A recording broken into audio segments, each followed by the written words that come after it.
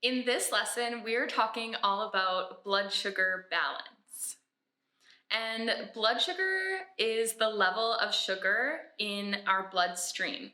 And so when we eat things like carbohydrates, which are things like veggies, fruit, grains, legumes, and of course sugar, it gets broken down into glucose in our body to serve as energy.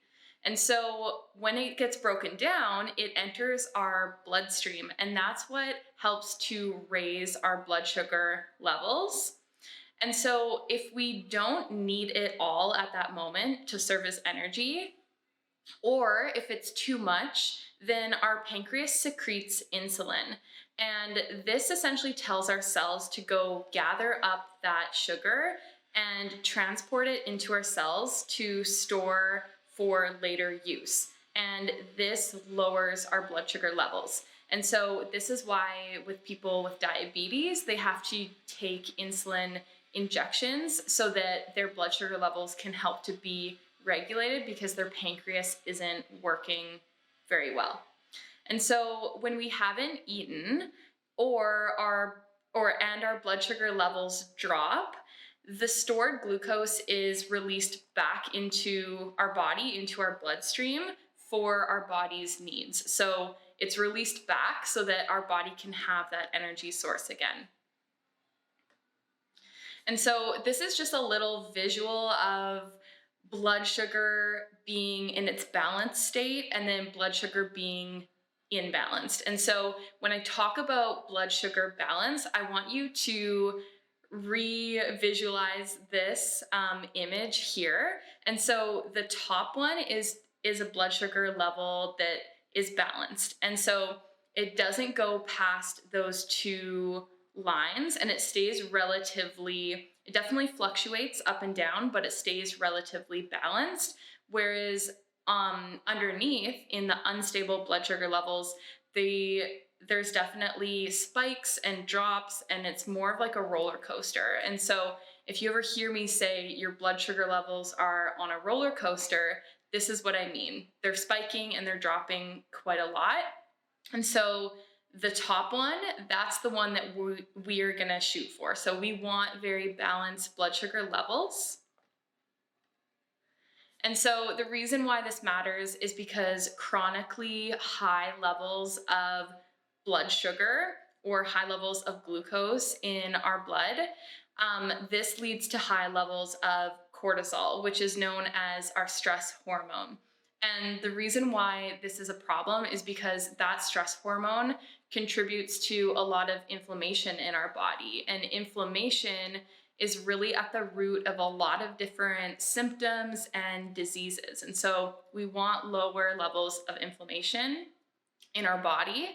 And another reason is because it also makes it very difficult for other hormones like progesterone and estrogen to be balanced. So if our blood sugar is out of balance and our cortisol is out of balance, then it's going to be really hard for those sex hormones to be in balance as well. And that can lead to hormonal imbalances and all of the symptoms that go along with it. And so constantly spiking and then dropping levels of blood sugar is actually really hard on our body, and it leads to symptoms like these.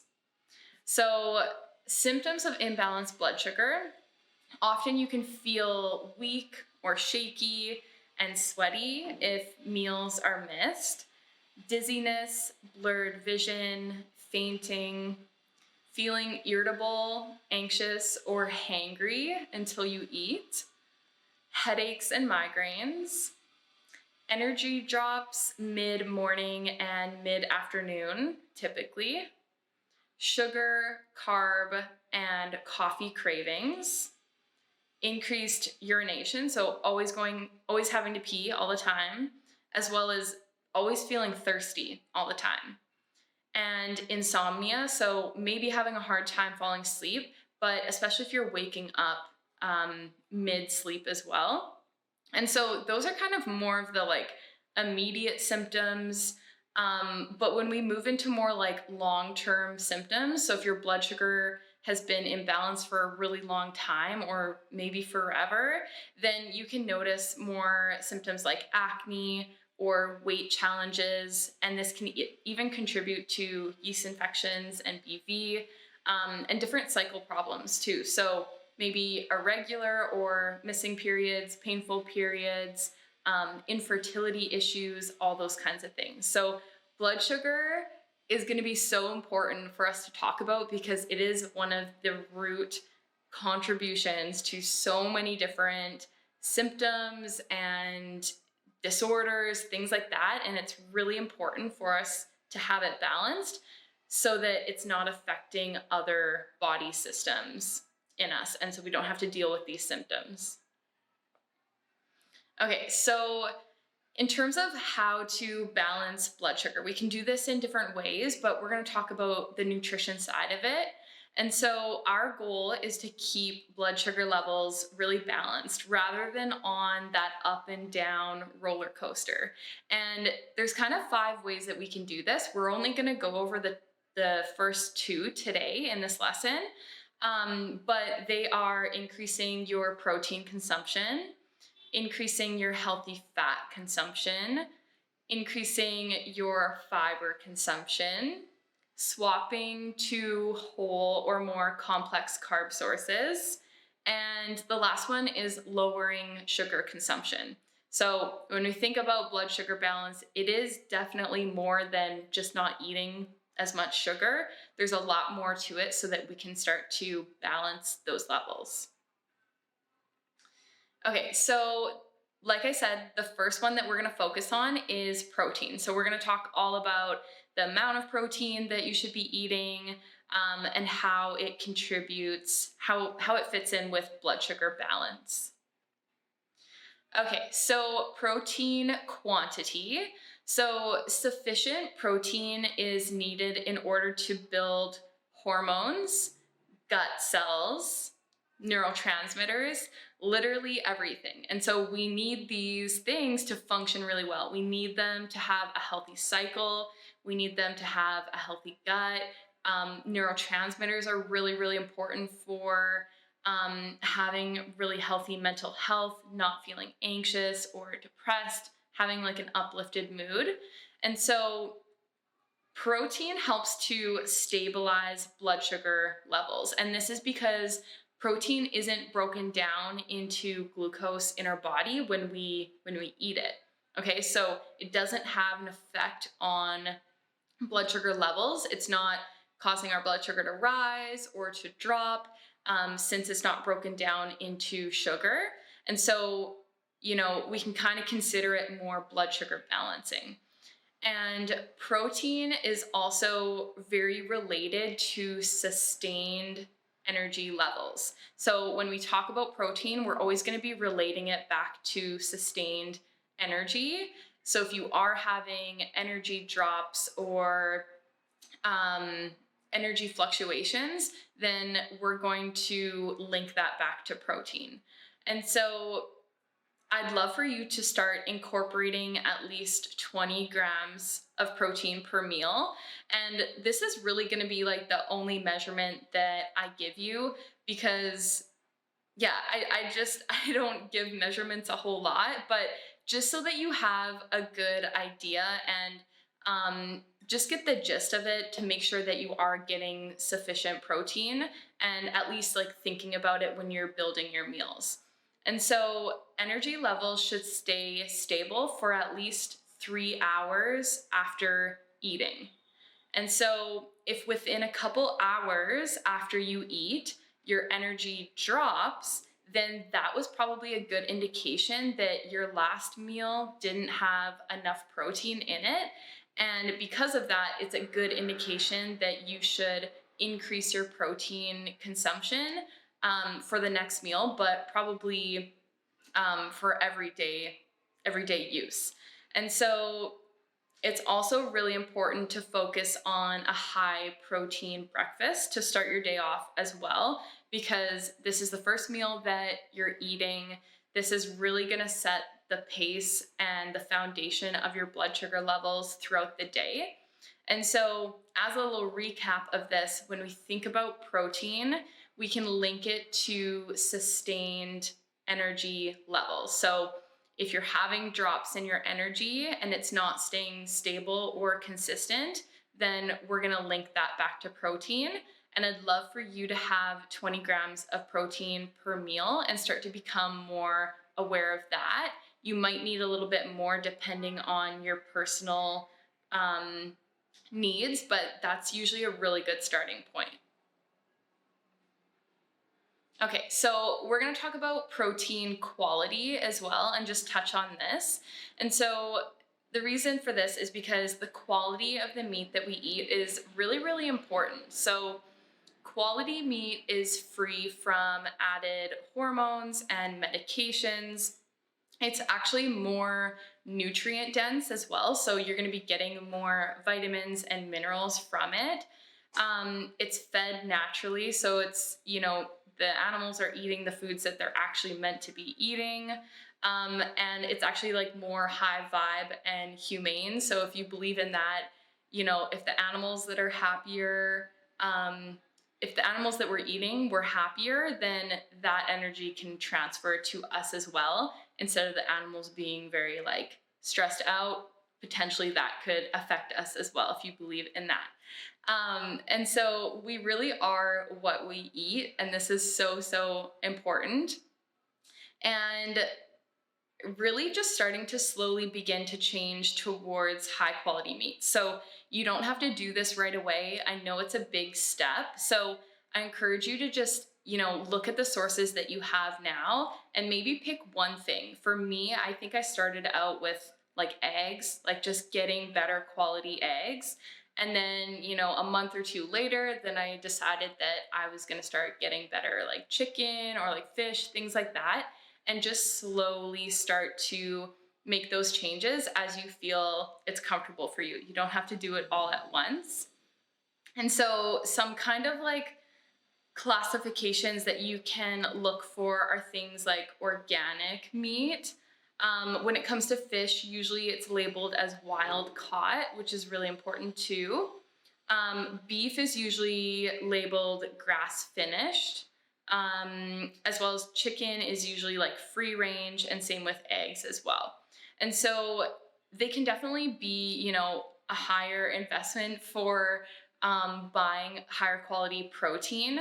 But I really encourage you to start to look and like connect with local farmers as well as markets around you, or even Hutterite families. And so it can be really expensive to buy these kinds of meats in like health food stores and that kind of thing. So this is why I really encourage you to look into these other options, because I found they can actually be like relatively the same price or not as much compared to going to the store. Then it's like double the amount or something like that. So I encourage you to look for and support local farmers, and those kinds of places as well.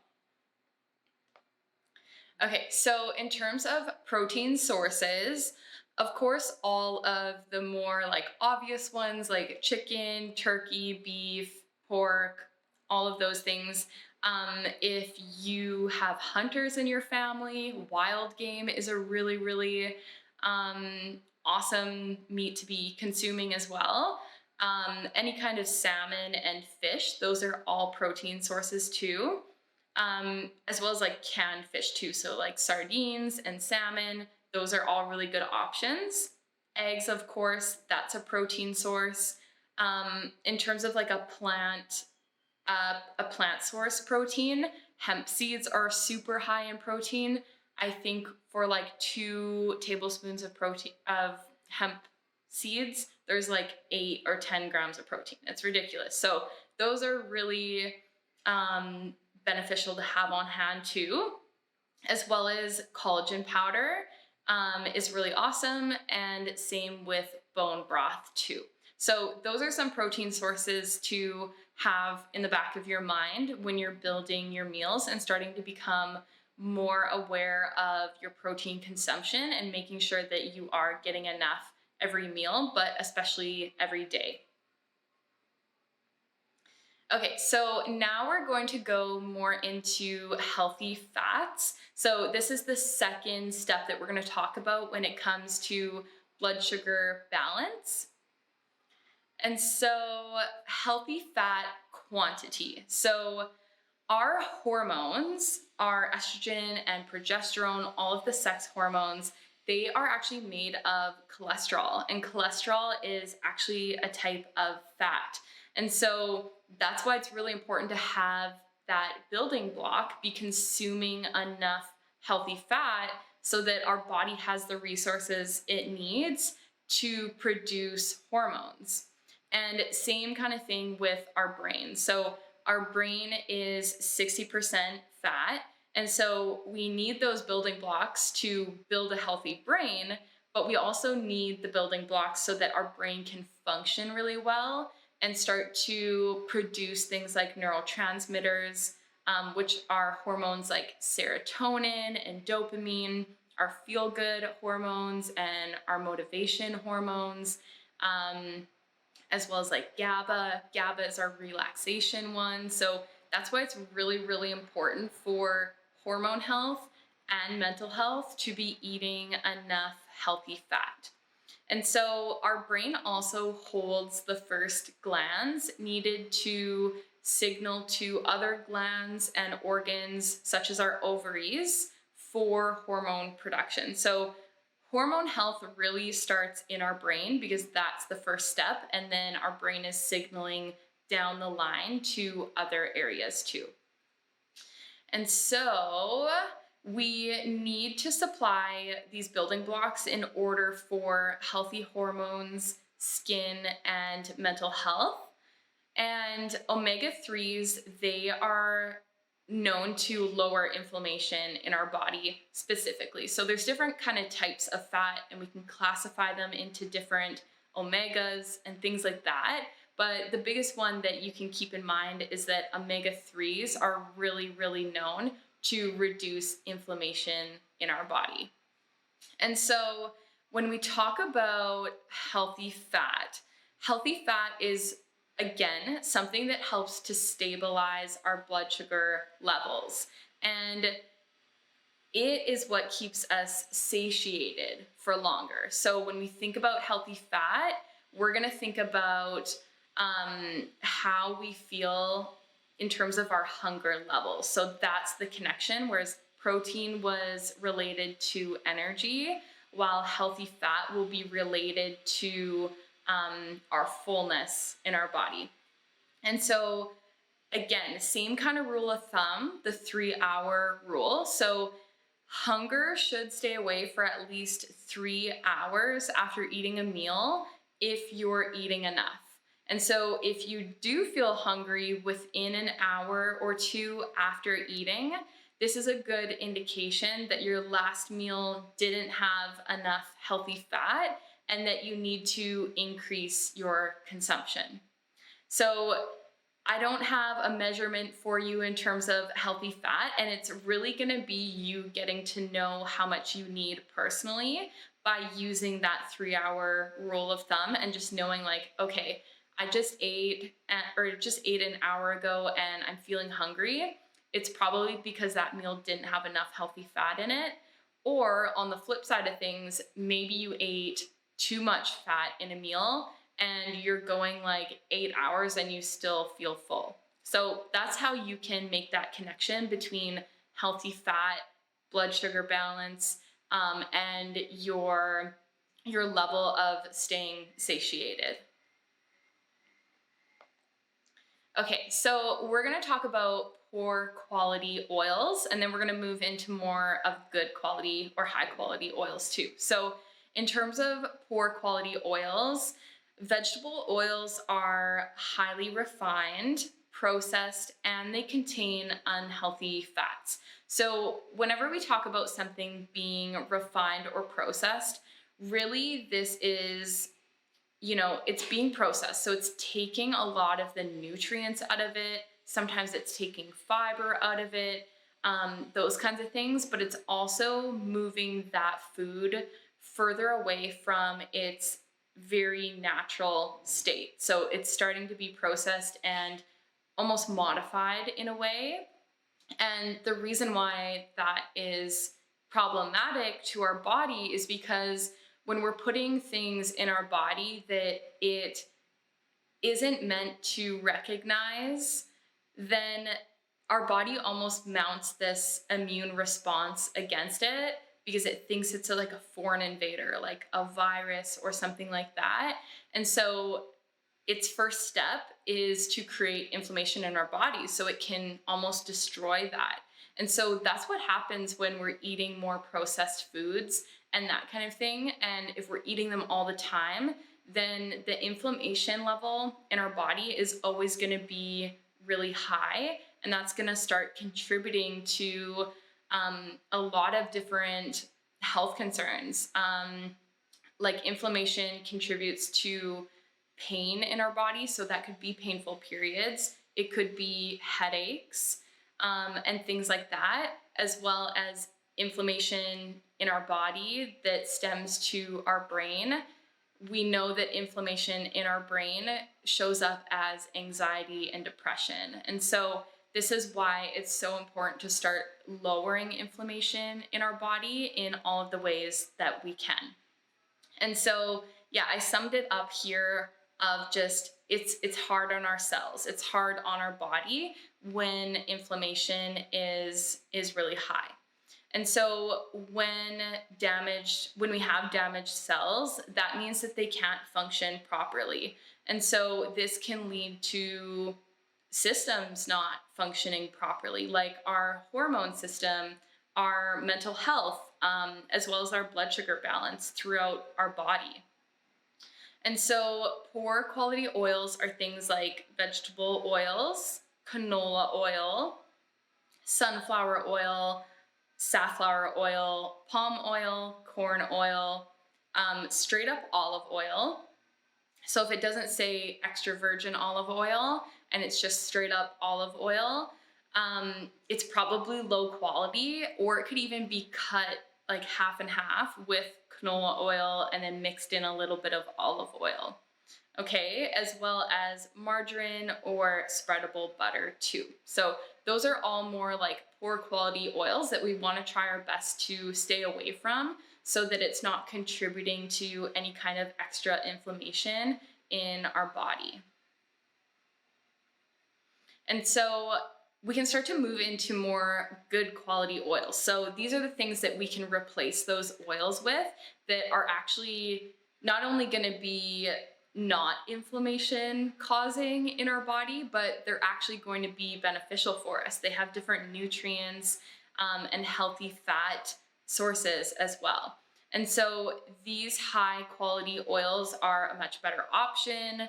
And they're often in glass and dark colored bottles. And so that can be kind of a rule of thumb when you're picking out an oil. If it's in a glass dark colored bottle, it's probably going to be a lot better quality than a plastic see-through one.